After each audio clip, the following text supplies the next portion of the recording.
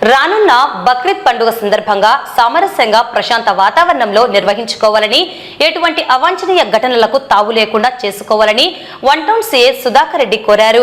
జంతువధ నిషేధ చట్టం అమలులో ఉన్న నేపథ్యంలో బహిరంగ జంతువధ మరియు జంతువుల తరలింపు చర్యలకు ఎవరైనా పాల్పడితే సమాచారం అందించాలని, అటువంటి వారిపై చట్టపరంగా చర్యలు చేపడతామని సీఐ కోరారు. ఈ రాబోయే బక్రీద్ పండుగను అందరూ సామరస్యంగా భక్తి శ్రద్ధలతో ప్రశాంతమైన వాతావరణంలో జరుపుకోవాలంటే ఎటువంటి ఇష్యూస్ ఇది కావద్దని చెప్పేసి పోలీస్ శాఖ తరఫున కోరుతున్నాను. ఏదైనా సమాచారం ఉంటే ఇమీడియట్గా మాకు తెలియజేస్తే దాని మీద మేము యాక్షన్ తీసుకుంటాము. తర్వాత ఈ అందరికీ తెలియజేయడం అంటే ఈ మూగజీవాలని బహిరంగ ప్రదేశాల్లో ఇష్టానుసారం కోయడం, ట్రాన్స్పోర్ట్ చేయడం జరుగుతుంది.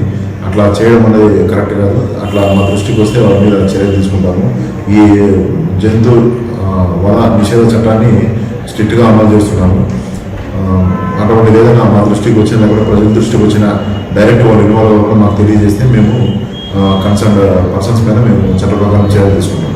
Thank you.